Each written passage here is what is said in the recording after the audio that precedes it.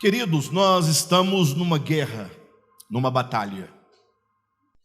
Ontem tivemos aqui a primeira ministração de um tema que, ao meu ver, é um tema extremamente necessário.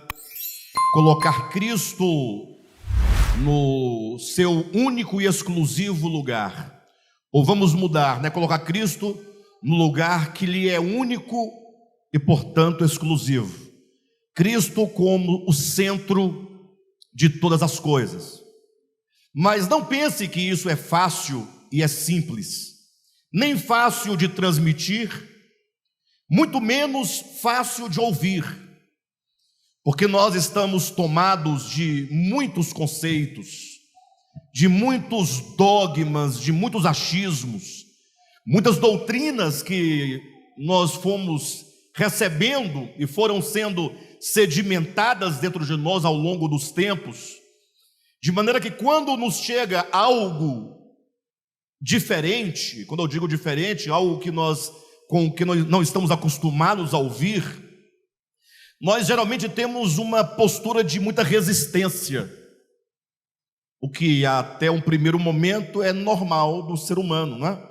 Você traz uma bagagem de entendimento, de conhecimento, por tanto tempo na sua vida, e então, quando você se depara com algo que parece romper com os velhos paradigmas, às vezes causa uma estranheza mesmo. Eu confesso para vocês que até um certo ponto é normal que isso aconteça, mas eu peço que vocês abram o coração e peça a Deus graça, peça a Deus entendimento, peça a Deus sabedoria, e não tenha medo de orar dizendo: Senhor, eu quero colocar essa palavra à prova, no sentido de que o Senhor traga ao meu coração a convicção necessária para crer ou não. Pergunte: Senhor, se é da tua parte essa palavra, então que o Senhor me dê a graça, a fé necessária, a compreensão necessária. Uma vez que nós estamos tratando de um tema que eu acredito que nós não vamos conseguir trabalhá-lo em toda a profundidade necessária, porque é um tema extremamente denso. Ontem nós só começamos por alto a falar alguma coisa, mas nós vamos continuar falando disso muito ainda, na série Cristo Caminho, que não vai acabar esse ano, com certeza. Nós vamos poder explorar com mais profundidade essas questões que eu julgo que são questões fundamentais da fé cristã. E ontem nós tocamos aqui em dois pontos extremamente importantes, mas não menos complexos e não menos difíceis de serem digeridos. Estava até olhando a ministração em casa depois, e algumas pessoas comentando. Uma pessoa diz assim: pastor, desculpe-me, mas o senhor começou a falar heresia, Aí alguns irmãos tentaram apaziguar o coração da pessoa, mas não é fácil.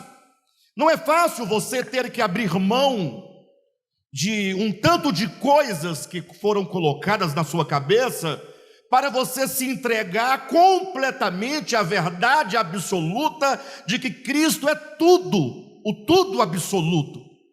Nós lemos ontem em Colossenses capítulo 1, e eu não sei onde é que está a dificuldade, porque Paulo, ele fala alto e bom som, declarando que Cristo é aquele que o Pai elegeu, que o Pai separou, aquele em quem o Pai colocou o seu propósito, de modo que não há dúvida, não há interpretação, quando ele diz que todas as coisas nos céus, na terra e debaixo da terra. Peça a Deus graça para você entender o que significa todas as coisas. Peça a Deus graça. E eu insisto nisso porque nós fomos catequizados em seitas. Desculpem-me eu colocar deste modo, mas é porque nós aprendemos que nós não éramos seitas, e que seita era somente aquelas igrejas com as quais a nossa igreja não concordava. Por exemplo, se você perguntar para um teólogo hoje, quais são as seitas que existem? Então um teólogo pentecostal, em conluio com um tradicional, eles dirão, não, são testemunhas de Jeová, adventistas do sétimo dia, os mormons, o espiritismo, que mais? Tabernáculo da fé. Aí a CCB quase que entra, às vezes não entra, vai depender muito da pessoa que está definindo o que é uma seita. Mas o fato é que a palavra seita, né, ela pode ser uma seita, somente uma seita, ou uma seita herética. São duas coisas distintas. Ora, seita significa uma facção. Qualquer pensamento que você recorta do todo uma parte, diz, essa parte é a verdade, essa parte está salva, em detrimento ao restante, essa parte compreende, essa parte é eleita, essa parte é de Deus, a despeito do tamanho da parte, se é parte, é seita. Quem entende? E por que é seita? Porque a verdade não é um produto de propriedade de nenhuma religião, por melhor que tal religião seja. Eu sei que falar isso é complicado, porque, puxa, quanto orgulho nós carregamos no coração em saber que de tantas religiões que há no mundo, nós estamos na única que é certa, cristianismo. Isso é um orgulho, Tanto é que quando fala de outra religião, você se arrepia, você fica assim meio constrangido, ainda que você não saiba nada sobre as demais religiões. Você não sabe, você não conhece, você nunca estudou, não sabe nada, mas você só tem a convicção de que a sua religião está certa. Mas como a sua religião também está fragmentada em milhares de fragmentos, o orgulho aumenta quando você fala de todos os caquinhos do cristianismo, os pedacinhos do cristianismo, o caquinho do qual eu faço parte é a verdade, tem a verdade. Vocês percebem que nós vivemos num problema de facção? Aí você olha para Paulo e fala, Paulo, me diga alguma coisa. E Paulo vai dizer, ora, eu quero que vocês entendam que todas as coisas... Aí você fala assim, mas todas as coisas, não necessariamente são todas as coisas, não é? Aí alguém traz um argumento, por exemplo, se eu falar assim, pessoal, todo mundo veio à conferência, aí alguém fala, todo mundo veio, todo mundo que se propôs a vir, veio, sim ou não? Alguém vai dizer, tá vendo? Todo mundo não quer dizer todo mundo, é só todo mundo que se propôs a vir. Então, quando Paulo diz que todas as coisas foram criadas em Cristo, e que todas as coisas foram criadas por Cristo, e que todas as coisas foram criadas para Cristo, aí para que ninguém tenha dúvida, ele diz, todas as coisas dos céus, e não é no céu, é céus, plural. Aí se você acredita que tem 7 céus, igual, digamos, os judeus, então são 7 céus, mas se você crê igual os cristãos evangélicos, que só são 3 céus, são 3 céus, mas o fato é, todas as coisas dos céus e todas as coisas da terra. E aí ele continua, para que você não tenha dúvida, as coisas visíveis, as coisas invisíveis. Aí você fala assim, mas eu duvido que, não pode ser todo mundo. Aí Paulo vai dizendo, também são os tronos estão nele. Que mais? As soberanias. E o que mais? Chega, me arrepiei. Principados, potestades, tudo foi criado nele. E isso é uma coisa muito simples. A síntese disso é: fora de Cristo nada existe. Nada existe. Eu sei, a pergunta é, mas até o diabo? Vão perguntar. Eu respondo, até você. Inclusive você. Porque eu não sei em que medida você é melhor ou pior do que o diabo. Porque entre rebelião e rebelião, tudo é rebelião. Ainda que ele leve mais chicotada do que você. Ainda que ele terá de levar uma labareda mais forte do que você. Mas pecado é pecado. Rebelião é rebelião, e portanto, o fato é que nada há fora de Jesus. Tudo foi criado nele. Não existe vida fora dele. E Paulo explica o motivo por que tudo foi feito nele, por meio dele e para ele. Aí Paulo vai dizer: para que ele, o Cristo de Deus, tenha em todas as coisas a primazia. Ou seja, nada está fora dele, porque no final tudo vai estar contido nele, para a glória dele. Ele é o herdeiro de todas as coisas, ele é o primogênito de toda a criação. Então toda a verdade do Evangelho, tudo que você pensar acerca do Evangelho, precisa partir dessa premissa, que Deus não tem um propósito somente com meia dúzia de pessoas. É isso que eu quero que vocês entendam. Que Deus não tem compromisso somente com uma parcela de um hemisfério da terra, ou somente com aqueles que viveram no lado ocidental da terra nos últimos 2000 anos. Não, a Bíblia declara alto e bom som: todas as coisas, é a criação inteira. A criação inteira faz parte do propósito de Deus. Leia depois Romanos capítulo 8, a partir do versículo 18 em diante, e o que nós veremos lá? Que toda a criação a um só tempo geme e suporta angústias até agora, e ou seja, toda a criação está ansiosa, aguardando o dia da sua restauração. Então, quando fala de evangelho, de boa notícia, de salvação, de redenção, nós estamos falando da redenção de todas as coisas. Não é só a minha redenção, da minha família, da minha igreja, do meu povo. Não, o Senhor não vai começar uma obra e deixá-la pela metade. Entenda isso.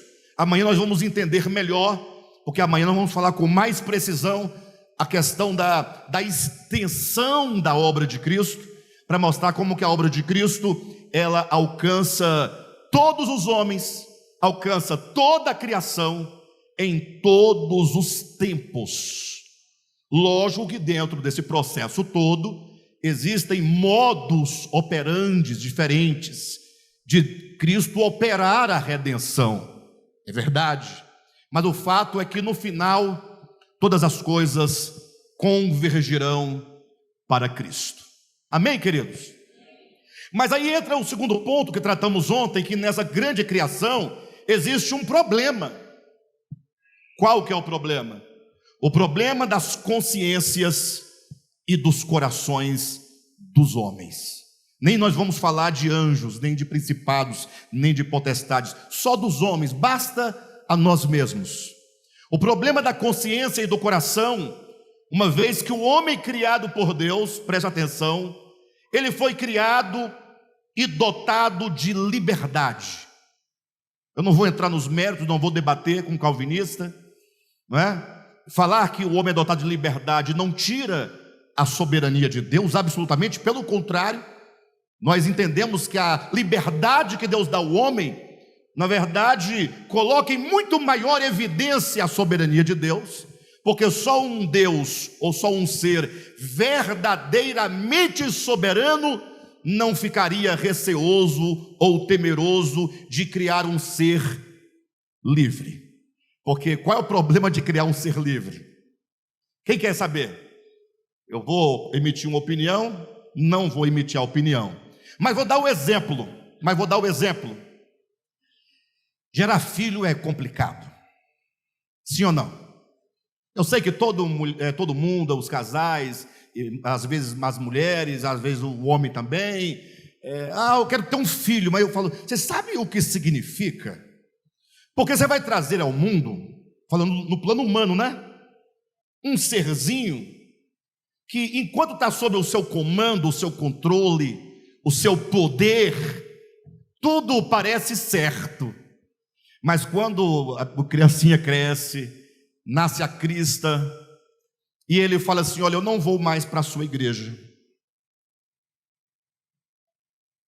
E aí você começa a perceber que você trouxe ao mundo um ser que tem liberdade, e agora ele tem a liberdade para dizer para você: eu não quero a sua igreja, eu não quero o seu Deus, eu não quero a sua fé. É uma ofensa profunda, uma mágoa. A gente fica: puxa, o que eu fiz para meu filho fazer isso? Aí o pior é quando ele chega do outro dia e fala: agora a minha religião é a religião B. Aquela religião que quando você olha, você se arrepia e fala: o sangue de Jesus tem poder. Não tem isso ou não tem? E você fala: puxa, é meu filho, e você tem que amar, abraçar, acolher, orar por ele. Só que ele tem a liberdade de falar que a minha religião é oposta à sua, contrária à sua, contra os dogmas. E quando o filho então fala: pai, eu nasci homem, mas não me identifico como homem, ou vice-versa, nasceu mulher, não tem essa ideia agora de identificar ou não identificar, e você falar, explicar, orar, não querer aceitar, só que ele é o quê? Livre. Alguns pais expulsam de casa e o filho, na liberdade que tem, fala: eu vou, e vou mostrar para você quem eu sou, e não adianta você fazer nada.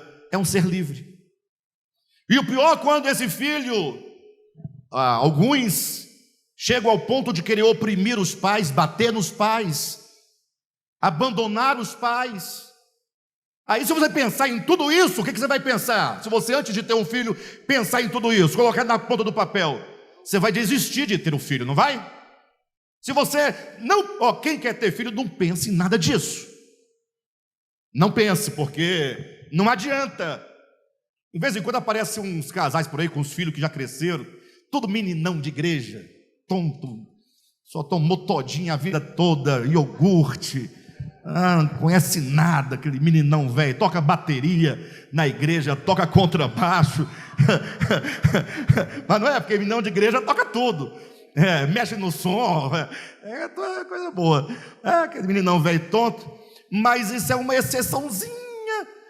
Porque na maioria deles mesmo, eles às vezes estão na igreja, até por questão social, mas o pau quebra quando os pais não estão presentes. E todo mundo sabe, mas também finge que não sabe, porque ninguém dá conta de ninguém. Não é isso, pessoal? Então, se pensarmos nisso, ninguém vai querer ter menino, não é isso? E Deus, sabendo quem você é, e Deus, sabendo as suas escolhas, sabendo que haveria de ter o ateu, o agnóstico, o blasfemo, o assassino, o homicida, o suicida, o estuprador, o mentiroso, o perverso, o ciumento, aquele que divide, que racha, que fala mal, linguarudo, fofoqueiro, contencioso. Deus pensou: puxa, eu vou criar essas pessoas livres para fazer tudo isso. Eu sei que vão dizer: não, o homem não tem a liberdade, ou não tem, e você está na situação que está. Aí a única solução é: você está como está, porque Deus decidiu que você estaria assim. Aí eu falo: não dá, aí não dá para servir a Jesus Cristo, porque ele fazia um camarada e fala assim: eu estou decretando sobre a sua vida que você vai ser um pilantra e um vagabundo, porque se não for, minha vontade não será realizada. Fica difícil servir a Deus assim. Vão me chamar de blasfemo, o Alexandre está blasfemando, mas não é minha sinceridade, é minha honestidade. E se eu estiver errado, que o Senhor tenha misericórdia da minha vida, mas eu não teria condições de amar a um Deus e servi-lo verdadeiramente em amor, sabendo que Ele é um déspota. Absolutamente. Eu creio no Deus refletido na face de Jesus, porque eu não sei quem é Deus, eu nunca o vi. Então cada um pinta o Deus que quer, desenha o Deus como quer. Deus de chifre, Deus sem chifre, Deus de barba, Deus sem barba, Deus mulher, Deus homem, Deus neutro, Deus isso, Deus aquilo, Deus que mata, Deus da guerra, Deus da espada, Deus de Abraão, Isaac e Jacó, Deus da igreja tal, Deus da igreja outra. Mas eu não sei, eu olho, eu vejo uma confusão, eu falo assim: como é Deus? Como é Deus, pessoal? Deus é como o Devap? Deus é como a Batista, a Assembleia Presbiteriana, do ponto de vista dogmático? Deus é como os judeus, é como Israel, é como Ramais, é como quem? Deus é como quem? Cada um desenha como quer. Aí, para acabar a confusão, o apóstolo Paulo ensina dizendo: se você quer conhecer a Deus, o Deus que habita em luz inacessível, que olho algum viu e nem é capaz de ver, então olhe para a face de Jesus, porque Jesus é a expressão exata do Pai. Olhe para Jesus, ouça Jesus e siga Jesus, e pronto, vai adiante. Jesus, Jesus, Jesus, é Jesus, Jesus, pronto, é Jesus, só Jesus. Jesus é o Senhor, Ele é o caminho, Ele é a verdade, Ele é a vida, Ele é a ressurreição, Ele é o pão, Ele é o Salvador, Ele é Deus, Ele é a plenitude de todas as coisas. Então olhe para Jesus. Agora, o grande problema diante disso, eu dizia que Deus criou seres livres, e talvez esse seja o nosso problema. Não é o problema de Deus.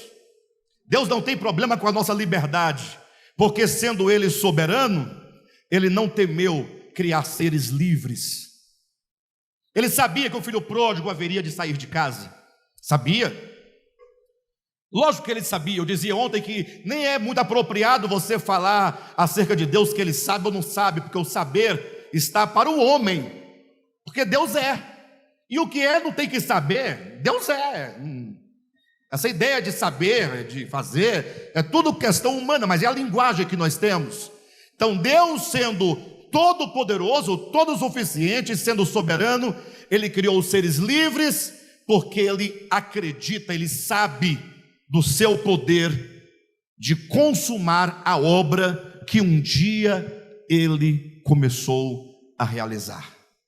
Aquele que começou a boa obra em vós, há de completá-la até o dia de Cristo Jesus. Jesus não está desesperado, Jesus não está preocupado, saiba disso. Ele está sentado no trono, no governo de todas as coisas. Somos nós que estamos aqui lutando, tentando, fugindo, esquivando, correndo.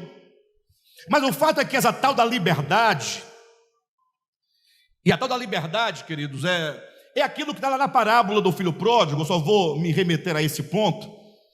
Os irmãos já não aguentam mais ouvir de filho pródigo, mas só para os irmãos terem uma ideia, saber o que é a tal da liberdade. Quando você lê na sua Bíblia, em Lucas capítulo 15, a partir do versículo, salvo engano, 11 em diante, que é a parábola do filho pródigo, o texto começa dizendo assim, que um pai tinha 2 filhos, e que o filho mais moço disse ao pai: pai, dá-me a parte dos haveres que me cabe.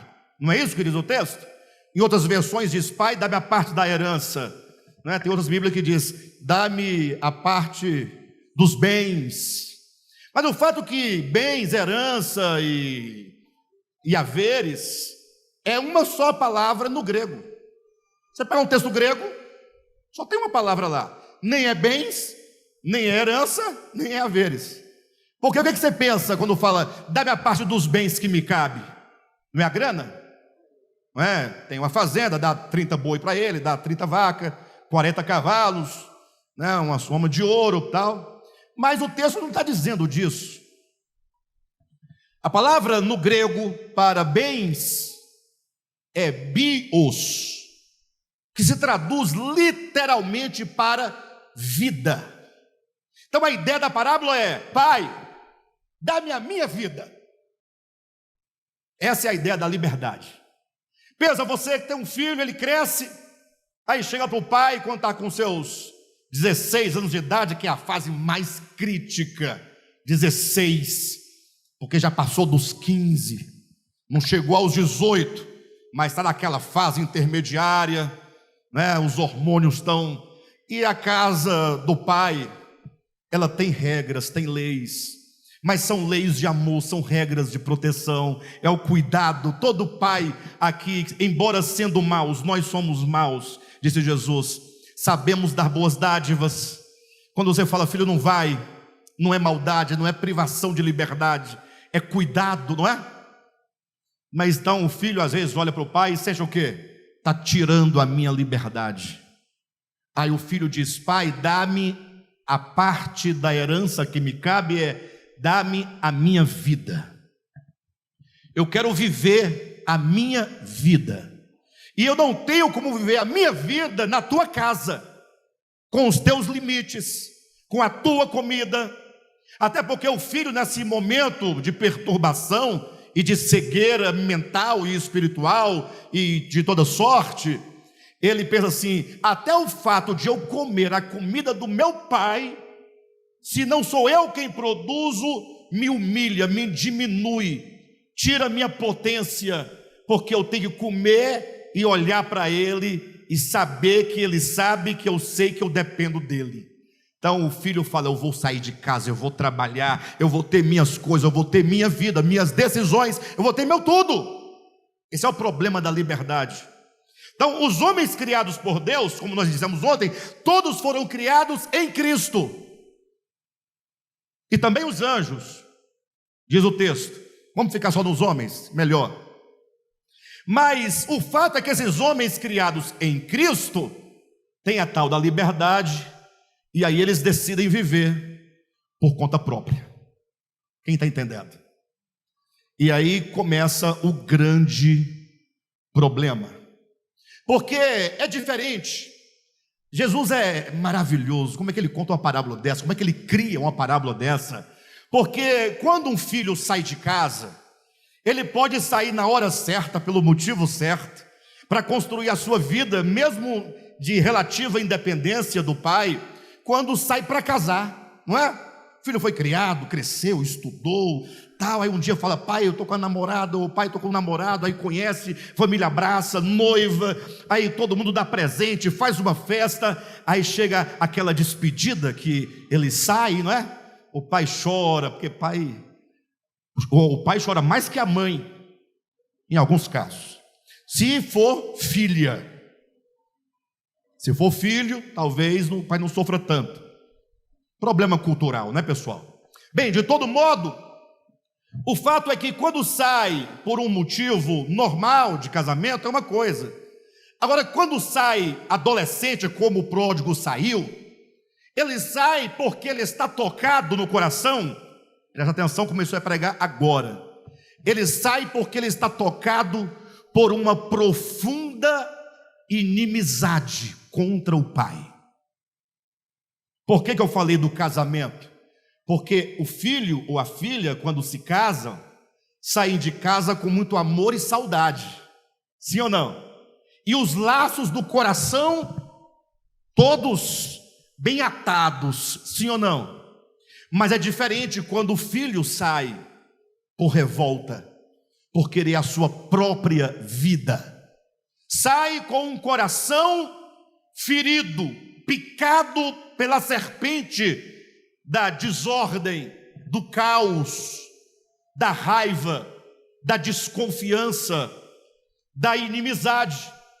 Logo nós entendemos que todos os homens, embora em Cristo, trazem consigo uma inimizade. Abra rapidamente sua Bíblia em Colossenses, capítulo 1, versículo 21. Veja o que diz a Escritura, queridos. Só essa pequena parte, esse início. Quando Paulo fala assim, e a vós outros também, atenção, e a vós outros também que outrora éreis o quê? Estranhos.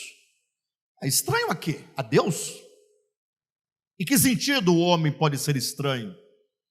Aí diz, éreis estranhos e inimigos.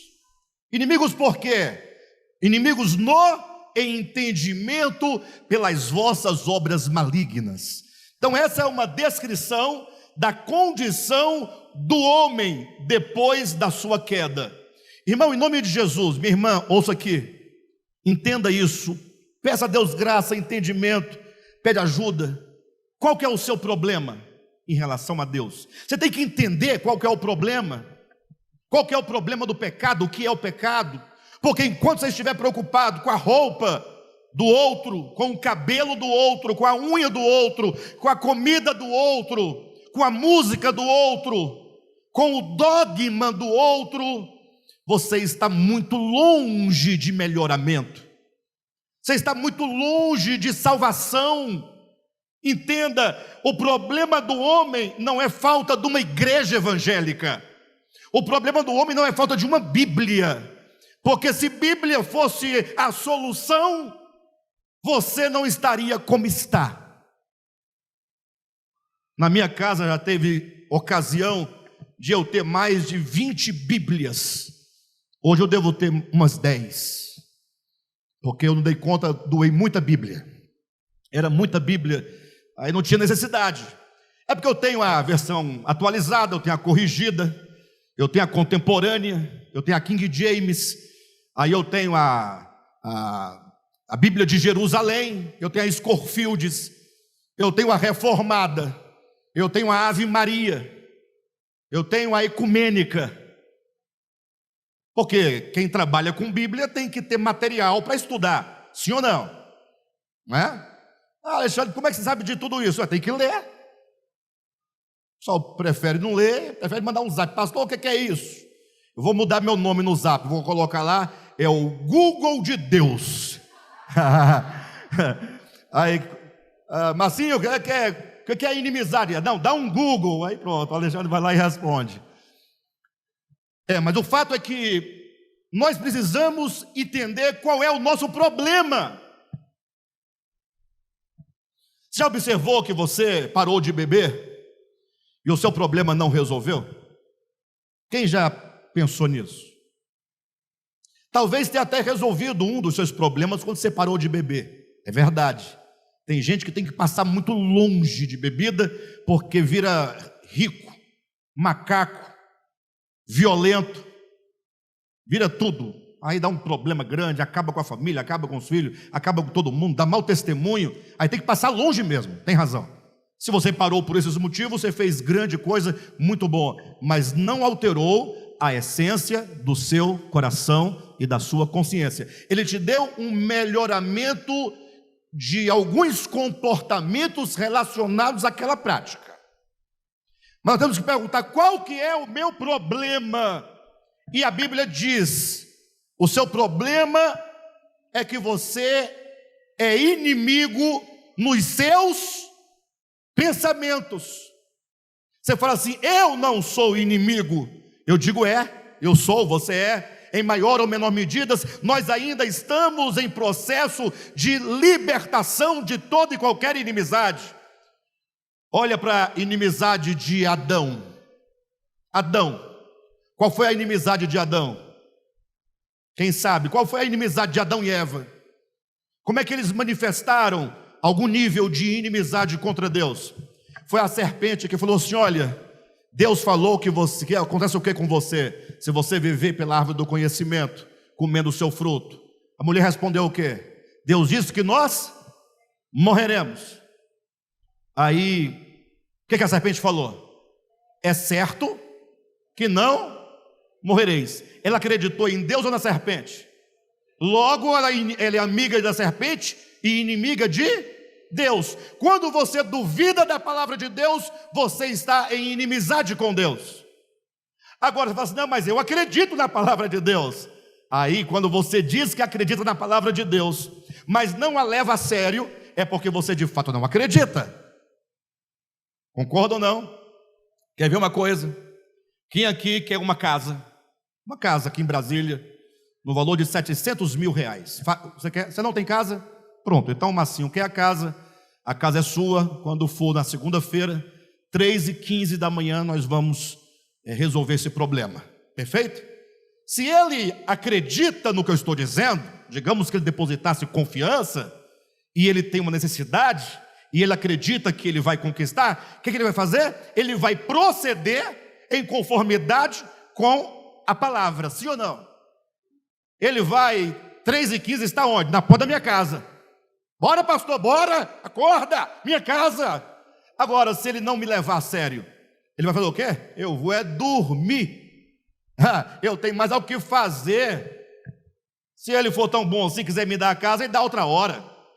Ele não levou a sério a minha palavra.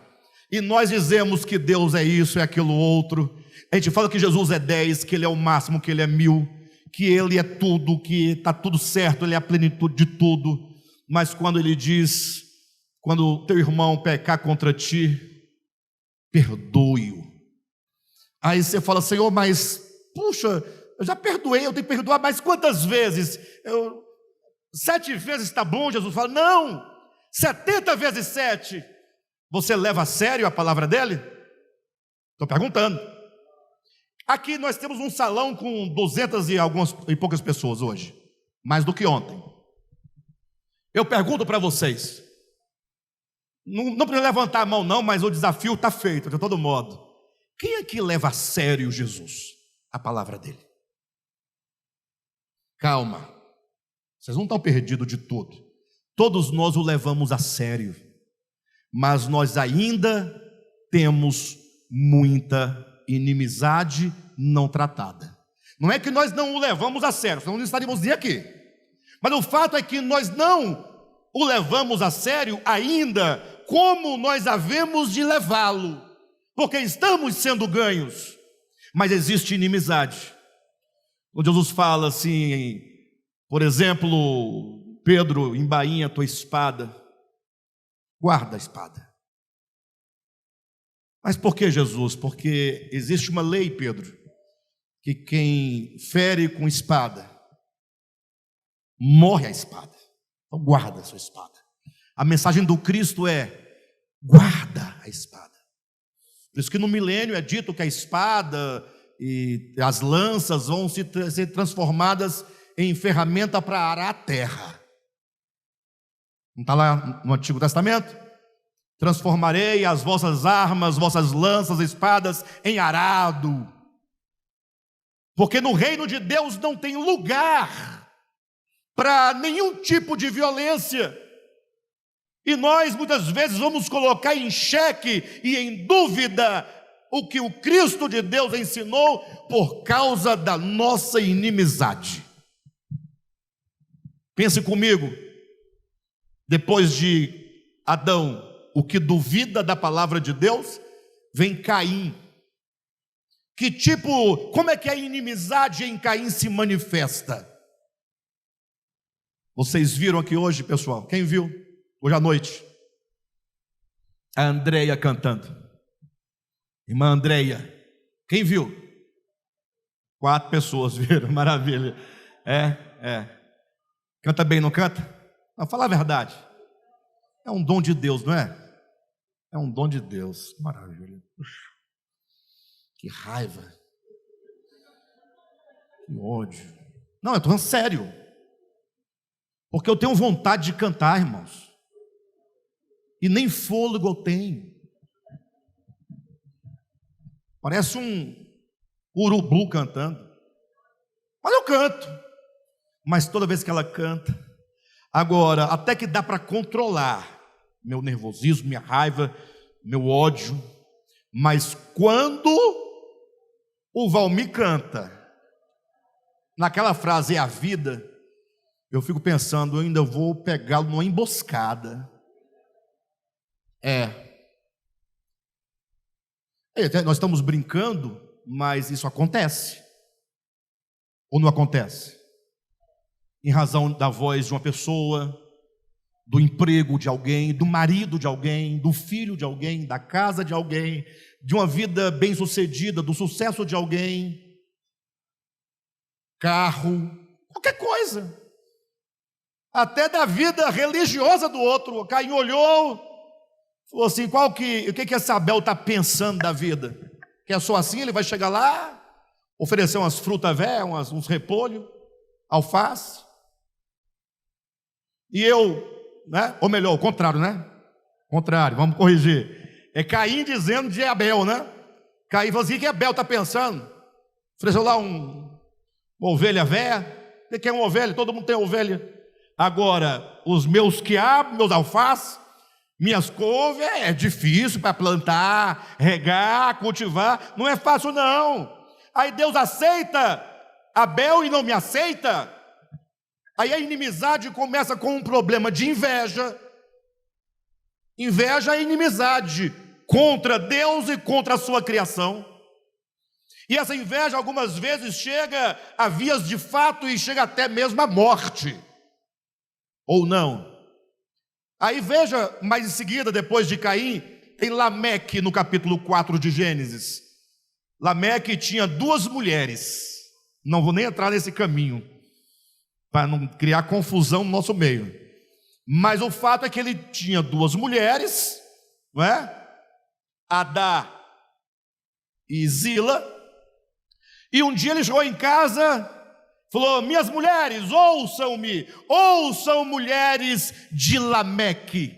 Aí elas pararam, o que aconteceu? Ele diz: eu matei um homem porque me feriu, e matei um rapaz porque me pisou.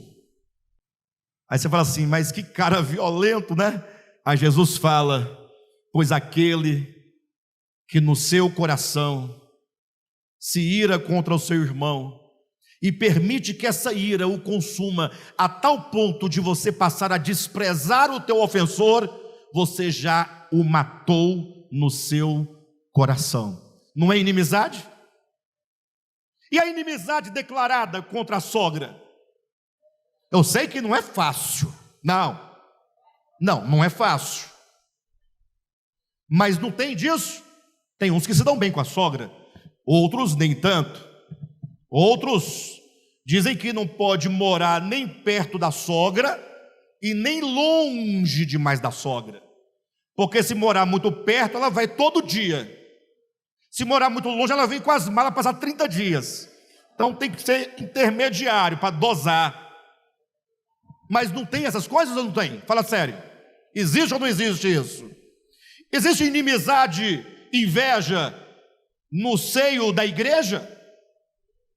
Irmãos brigam uns com os outros, odeiam uns aos outros, deixam de congregar por causa do outro. Isso é o quê? Como é que chama isso? Inimizade, né? Vai tirar o texto lá, porque o inimigo não quer que vocês guardem a inimizade. Colossenses capítulo 1, versículo 21. Inimigos no entendimento pelas obras malignas. Por que eu estou trazendo esses exemplos para vocês? Para nós podermos entender que nós temos um problema de inimizade contra Deus e contra a sua criação.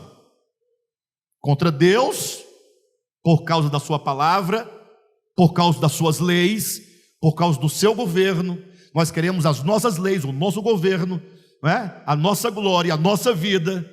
Em relação aos homens, porque nós queremos ser servidos e não queremos servir. Nós queremos a razão e o outro não tem razão. E a justiça, a única justiça que é justiça é a minha, porque a do outro não é justiça. Nós vivemos a nos morder uns aos outros. E se você for caminhando na Escritura, você vai vendo a série de pessoas ali, ou de exemplos de personagens, mostrando quantas inimizades não há no coração humano, até mesmo no meio da religião, porque os maiores inimigos de Deus, da verdade do homem, era uma casta de líderes religiosos no tempo de Jesus, chamado fariseus e saduceus. Eu me refiro aos registros bíblicos, eu me refiro às narrativas bíblicas, quando colocam esses líderes em confronto com Jesus. Não há inimizade ou não? Então existe um problema de que natureza dentro do ser humano? De natureza estética? De natureza social? Onde está o problema? Jesus disse: é do coração que procedem todas as obras malignas. Então há um problema aqui, ó. E aqui eu transito para a segunda parte da mensagem, porque quando fala do problema do homem, o problema do pecado, ocorre o seguinte, preste atenção, que alguém fala para você assim: olha, você precisa de salvação. Você fala: poxa, é verdade, eu preciso de salvação. Aí você fala, e o que eu faço? Ele aí te dá uma receita. Olha, você tem que acreditar nisso, deste modo, certo? Não pode ser diferente, porque aqueles que entendem de outra maneira são do demônio. Essa cartilha que eu vou te entregar é a verdade. Quem está entendendo? Então falaram para o indivíduo aí que ele tinha que se batizar, o batismo ritual, para poder matar o velho homem. Ele acreditou. Aí foi batizado, achou que era novo homem, não passou um ano, estava lá o velho homem tocando fogo no mundo. Aí, quando ele cansou, aí ele voltou para a igreja, aí os irmãos falaram, irmão, tem que batizar de novo. Mas um só não vale não, aquele lá, agora tem que ter outro batismo. Aí batizou, o batismo ritual, aquela água da Caesb, né? Vocês sabem, com alguém dizendo, eu como ministro do Evangelho te batizo em nome do Pai, do Filho e do Espírito Santo, e não dá nada, não dá nada. Eu não sou contra o batismo ritual, eu só entendo que o batismo ritual é só um símbolo exterior de uma possível mudança interior. Quando não há mudança aqui dentro de mim, quando eu não sou batizado, ou seja, quando eu não sou mergulhado na morte de Cristo, juntamente com Cristo, e eu não morro com Cristo no meu coração, aquele batismo lá é só em nome do Pai, do Filho e do Espírito Santo, e não dá nada. O indivíduo a quem me refiro batizou 7 vezes, só não batizou a 8ª porque não deu tempo e morreu. Mudanças, sim, todo ser humano está em mudança, mas não é por aí. Não tem cartilha, não tem dogma. Você pode falar com os seus lábios, Jesus é o Senhor, ou não pode? Alguém vai dizer, opa, alto lá, 1 Coríntios capítulo 12 diz que todo aquele que diz Senhor Jesus, o faz pelo Espírito. Mas lá é um outro contexto, uma outra situação, porque o próprio Jesus falou, vocês honram-me com os lábios, e o coração está longe de mim. Você pode falar Jesus é o Senhor, pode escrever que Jesus é o Senhor, colocar uma cruz, porque o problema não está aqui na parede, está aqui dentro, a inimizade está aqui dentro. Quem está entendendo, pessoal? E essa inimizade se manifesta na forma de uma consciência, de um modo de pensar e um consequente modo de agir, um modo de ser. Eu ajo de acordo com a minha consciência, com os meus valores, com as minhas convicções de fato. Eu não ajo conforme os meus dogmas. Dogma não muda a vida das pessoas. O que é o dogma? É uma crença. Se eu perguntar aqui se tem alguém que acredita em lobisomem, é possível que haja alguém aqui que acredite. Aqui. Perfeito? Nós acreditamos em muitas coisas. Mas o fato, olhe para mim que eu estou no melhor ponto da mensagem. Se o problema do homem está aqui dentro, desde as páginas do Antigo Testamento, Deus já dizia, dar-vos-ei, ou melhor, tirarei de vós o coração de pedra, e dar-vos-ei um coração de carne, e porei dentro em vós um espírito novo. Ele não deu dogma, nem cartilha, nem debates teológicos. Deus já dizia, você precisa de um novo coração e de um novo espírito. Está lá no livro de Ezequiel, capítulo 36. Em outro lugar, tanto no Antigo quanto no Novo Testamento, é repetido e enfatizado: eu colocarei as minhas leis dentro do seu coração, eu a inscreverei dentro do coração, eu vou imprimir a minha vontade na sua consciência, na sua mente, porque o problema do homem está dentro dele. Quem está entendendo? Então Deus tem um trabalho grande de salvação e de redenção para resolver. Deus é o grande redentor da humanidade. Deus. E esse Deus redentor se manifesta no Deus visível, no Deus tangível, no Deus encarnado, no Deus histórico, Jesus de Nazaré, o Salvador da humanidade.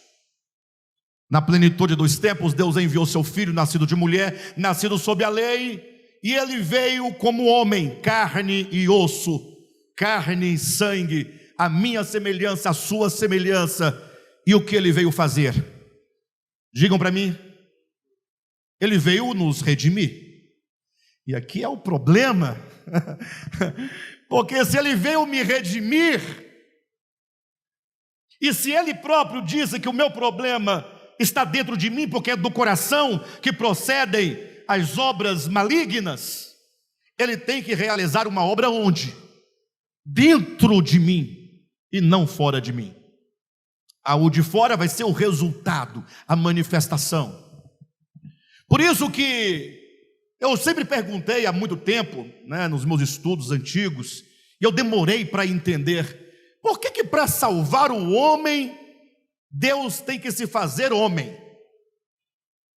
Vocês sabiam que um dos pilares da fé do Evangelho é a verdade da encarnação? Quem sabia disso? A verdade da encarnação, da palavra revelada, é que a encarnação do Cristo foi algo não somente real, algo concreto, como histórico. O Verbo se fez homem. Agora a grande pergunta é: por quê? E para quê? Em que sentido ele pode nos salvar fazendo-se homem? Agora não se escandalizem não, tá? Dê chance a você mesmo. Eu não tenho nem tempo de entrar nessas minúcias, o tempo não permite, só vamos até 11h30, então falta ainda 1 hora.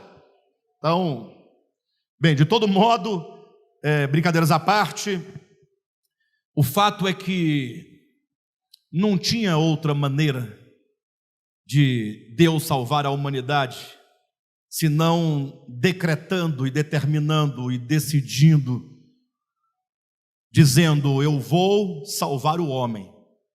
E se o problema do homem está dentro dele, então eu vou entrar dentro do homem. Não que ele não tivesse. E aqui eu preciso que vocês se esforcem só um pouquinho para entender uma verdade fundamental. Porque no primeiro momento nós falamos que Deus está em tudo, porque tudo está nele, então ele não pode estar ausente de nada, mas de repente estamos dizendo que agora ele fala: para salvar o homem eu tenho que entrar dentro dele, como se dentro dele não estivesse. Não parece uma contradição?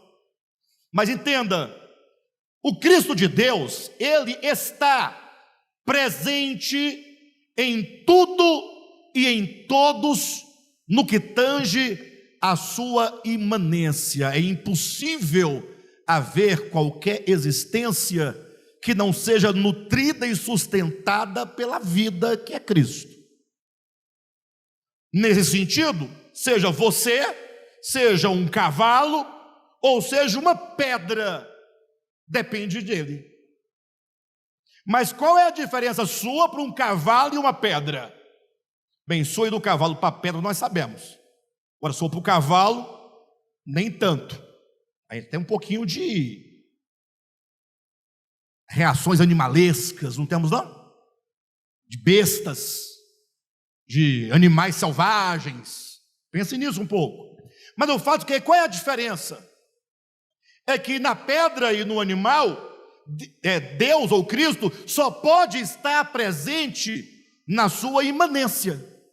Nunca Deus poderá habitar a pedra, e tampouco habitar o cavalo.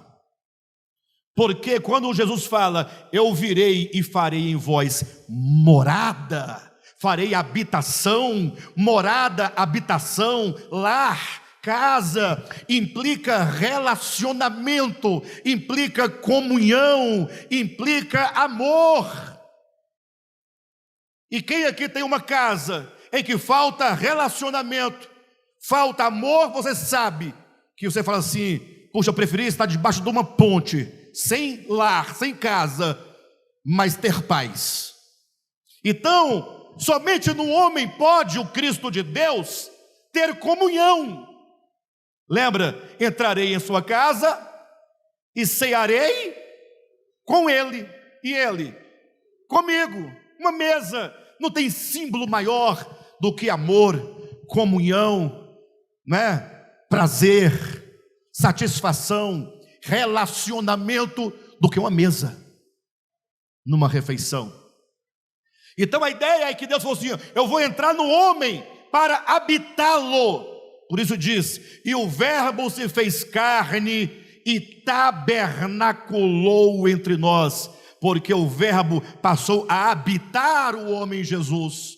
Ele entra no homem Jesus para habitar o coração de Jesus de Nazaré e habitar a consciência de Jesus de Nazaré, conduzindo este homem Jesus a ser o homem por excelência. Jesus Cristo, ou o Jesus de Nazaré, foi o primeiro homem da história em que o governo de Deus reinou absoluto todos os dias da sua existência. 33 anos. E o Cristo de Deus, a cada segundo, a cada minuto, a cada hora, a cada dia, a cada semana, a cada ano, dizendo, eu vou conduzir este homem no seu coração e na sua consciência a uma plenitude humana. Ou seja, eu vou salvar este homem. E a Bíblia vai explicar isso claramente em Hebreus capítulo 5, que não foi sem sofrimento que este homem Jesus chegou à plenitude. Não foi sem dificuldade, não foi sem renúncia, não foi sem decisão que este homem Jesus foi aperfeiçoado. De modo que o que aconteceu enquanto redenção não foi propriamente o que aconteceu na cruz. Estranho, né? Fala a verdade. Por que estranho? Porque nós falando do Evangelho, nós falamos só da cruz. E o que nós estamos dizendo? Que a cruz, aquela cruz física de madeira, na qual ele foi pregado sobre o monte Gólgota, ela apenas representa todo o sofrimento e todo o morrer do Cristo em Jesus e de Jesus por meio do Cristo. Para com isso, poxa, basta ler Filipenses capítulo 2. Você acha que é fácil? Quer ver uma coisa? O Moisés mora lá em Balneário Camboriú, né? É bom ter amigo rico, gente. Vocês não têm ideia. Eu falo, Moisés, vem morar aqui em Brasília. Vem, moço, eu tenho uma casa aqui no Sol Nascente. E tenho mesmo, eu tenho mesmo uma casa no Sol Nascente. Vai lá morar lá. Cobrar baratinho, aluguel seu. Qualquer 1.500 paga o aluguel. Aí você paga água, luz e IPTU. Morar no Sol Nascente. O que você acha? Fala a verdade para mim. Não está afim. Ora, por que não está afim? É muito simples. Entre morar no Sol Nascente e morar em Balneário Camboriú, qual que é o melhor lugar? Vocês acham que ele está errado ou está certo? Se ele, que é o Moisés, um mero mortal, cheio de chaga, carente de graça, de misericórdia, de salvação, não quer deixar Balneário Camboriú para morar no Sol Nascente, por que o Cristo de Deus deixou a glória, os céus, sendo Deus, para se fazer homem, entrar no anonimato. Poxa, ele nasceu, não foi em Miami, não. Poxa, ele nasceu, foi na menor cidade de Belém, ou melhor, da Judéia, das menores cidades, cidade do pão. Olha o nome da cidade, do pão, que é a coisa mais básica da existência de um ser humano. De lá ele vai para onde? Vai fugido para o Egito, sendo carregado porque querem matá-lo. Isso não é morrer?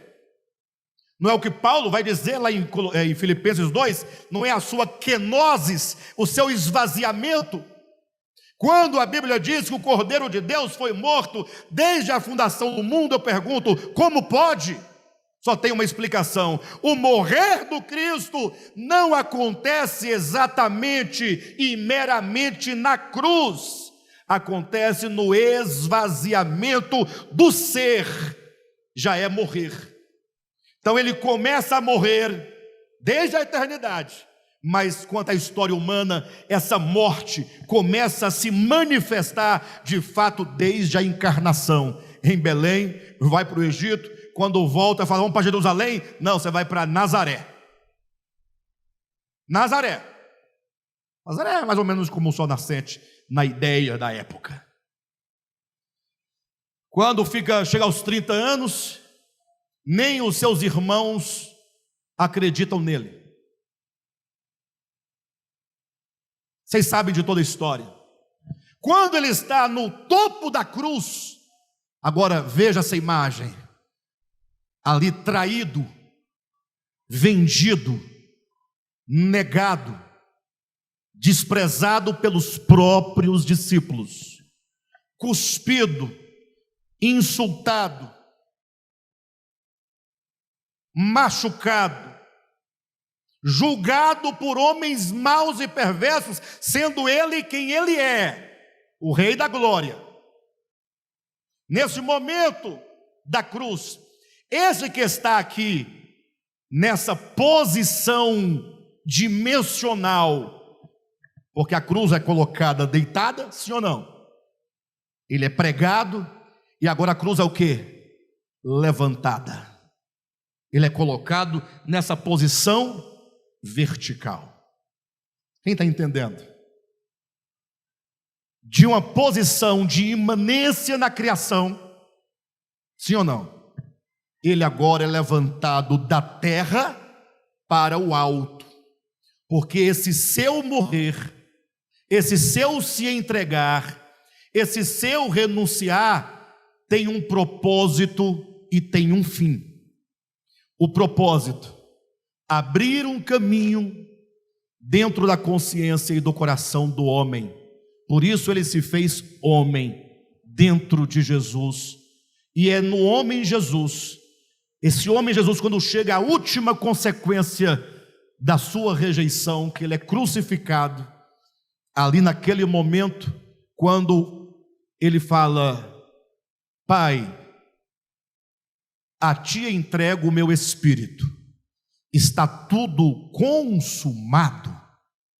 Ali nasceu, ou nascia, o primeiro homem perfeito, cuja consciência e coração estavam completamente, a última consequência, rendido a Deus, um reino absoluto. Não que antes não tivesse, mas que ele tinha que chegar ao nível maior de obediência e amor, a última consequência para abrir esse caminho na consciência humana. E agora, erguido como ele está, agora ele vai desde as entranhas da terra, que ele desce aos infernos na sua morte, ele vai ascendendo, ascendendo, ascendendo, enquanto Cristo e enquanto homem, para se assentar aonde? No topo do universo, para agora ser Senhor e Cristo de toda a criação, para ser o cabeça de todas as coisas. Amanhã vocês vão entender melhor. Alguém pode falar: não, é cabeça da igreja, calma, nós vamos ler amanhã. Amanhã ainda tem mais um dia, né?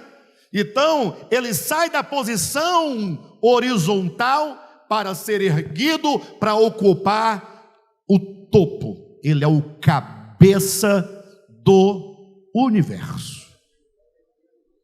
Feito está, Jesus é o primeiro homem, a porta está aberta. Um novo e um vivo caminho está aberto e proposto. Agora, todos os homens são convidados, por meio do Evangelho de Jesus Cristo, a trilhar esse caminho e seguir a esse Jesus, galgando os mesmos passos dele. E aqui começa um grande problema. Se eu não conseguir completar hoje, amanhã eu acabo esse pedacinho e sigo adiante na mensagem de amanhã. Mas agora o Evangelho vem a você, vem a mim. E qual que é o nosso problema? A inimizade. Você já sabe como essa inimizade se manifesta, sim ou não? E como foi que Deus resolveu o problema do homem no primeiro momento? Não foi entrando dentro do homem para habitar? Sim ou não? Ele quer fazer morada, ele fez morada em Jesus. E ele gastou 33 anos e meio colocando esse Jesus em disciplina, em sofrimento, em processo, até que esse homem Jesus declarou: está feito, está consumado, está realizado. Este evangelho nos é pregado e Jesus fala: filho, vamos resolver esse problema da inimizade. Esse é o evangelho, não tem receita. Não vou mandar tirar seu brinco, não vou mandar trocar sua roupa, não vou mandar você abandonar absolutamente nada. Tudo o que ele quer é: primeiro, filho, olhem para mim, pessoal, eu estou acabando. Se vocês não olharem, vai demorar um pouco mais, então é melhor olhar para acabar logo. Perfeito? Filho, se você quer, se você ouve o evangelho, a primeira palavra do evangelho é que Deus nos amou sendo nós ainda inimigos. Você tem que saber da inimizade que há dentro de nós. Primeiro ponto. Segundo ponto, o evangelho é o evangelho da reconciliação. Deus estava em Cristo reconciliando consigo o mundo. Não é Deus sendo reconciliado com o homem, é o homem que é estranho e é inimigo, que precisa de reconciliação. Quem está entendendo? Por causa da inimizade, pessoal, olhe para mim. Entenda que o evangelho que você precisa abraçar é o evangelho da reconciliação. Isso não é dogma, isso é uma verdade orgânica que diz: se você abraça o evangelho da reconciliação, é porque você precisa se reconciliar com Deus. E onde está o problema da falta de reconciliação? Não está em mim, no coração, na inimizade? Então esse problema da inimizade tem que ser resolvido. Qual a solução? Tem que ter uma solução, não tem? Mas se vocês estão claros que há um problema de inimizade, agora essa conferência só vai fazer sentido se você entender como se resolve isso, essa inimizade. Porque há uma luta dentro de mim e uma luta dentro de você. Por um lado você ouve a palavra e você fala: puxa, é exatamente isso. Mas por outro lado, quando você sai daqui, você lidar com a vida real, aqui não é vida real, aqui é a vida social religiosa. Quando você chegar nos seus problemas concretos, nas suas dívidas, nos seus algozes, na sua família, no seu trabalho, aí você é outra pessoa. A raiva, o ódio, a inveja, a sacanagem, a mentira, né? a impureza, a divisão. Vocês sabem disso. Aí lembrem, isso é inimizade. Isto é inimizade. Bem, aí você ouve a palavra, você fala, puxa, mas é isso. Eu preciso disso. Então nós precisamos de uma saída. E essa saída se chama biblicamente de justificação pela fé. Ou seja, você precisa de ser justificado. E não existe outro instrumento para te justificar senão a fé. Só a fé tem o poder de te justificar. Justificados, pois, mediante a fé. Temos o quê? Paz. Paz é o quê? Inimizade? É reconciliação? Temos paz com Deus por meio de Cristo Jesus. Então está aqui, o meu problema é inimizade. Essa minha inimizade não é porque eu falo, eu sou inimigo. Não, é a inimizade, ela está aqui, e eu digo, eu não sou inimigo, e eu digo, eu não quero ser inimigo, mas eu sou inimigo, não é porque eu digo que quero ou que não quero ser, é que a minha consciência está desalinhada da consciência de Deus, ou da consciência que é Deus. Ou seja, Deus é o quê? Deus é amor. Simples, né? 1 João 4,8. Falei muita coisa? Mais ou menos, né? Mas não disse muito. Deus é amor, ninguém duvida. Aí então, mais um passo. O amor tudo suporta, tudo espera, tudo sofre, tudo crer. Isso é Deus. Perfeito? Então aquele que diz que ama a Deus, mas aborrece o seu irmão, é mentiroso. Logo, quando eu falo que Deus é amor, e o amor que é Deus, tudo sofre, tudo espera, tudo crê, e tudo isso, você percebe que isso para mim não é o meu ideal? Sim ou não, pessoal? Dogmaticamente é o meu ideal. Ah, que maravilha, Deus é maravilhoso. Tudo sofre, tudo crê, tudo espera, tudo. Você dá glória a Deus, fala em língua estranha, pula e cai no chão e baba, e o pau quebra. Mas quando você olha para o lado e você vê um bolsonarista, ou você olha para o lado e você vê um lulista, aí você faz o quê? Não responda. Não precisa responder.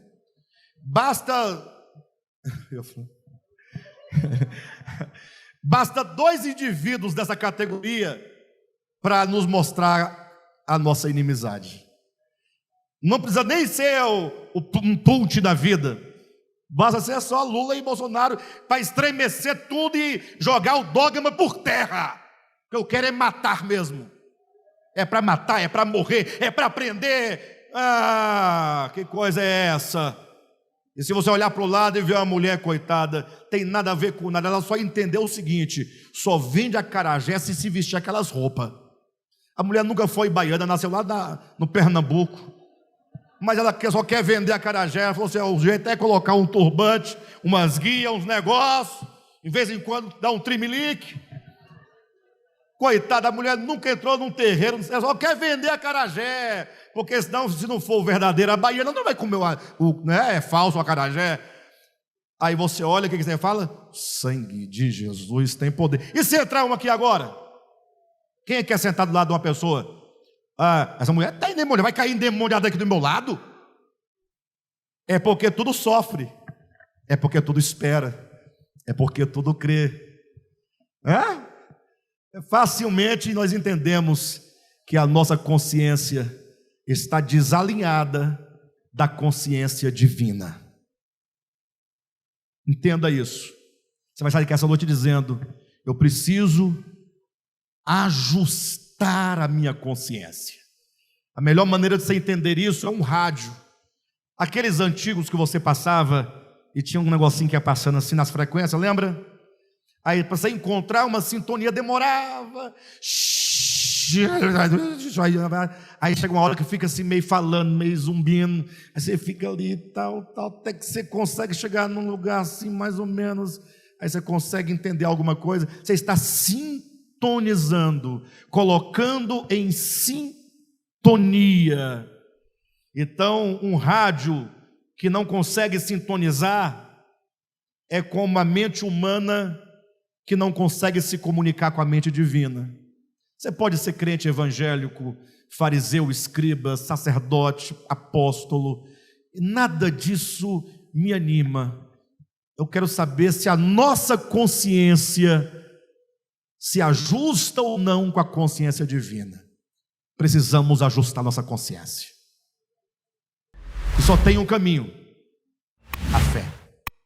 Amanhã vamos falar um pouquinho disso e seguir adiante na nossa conferência. Tá bom, amados?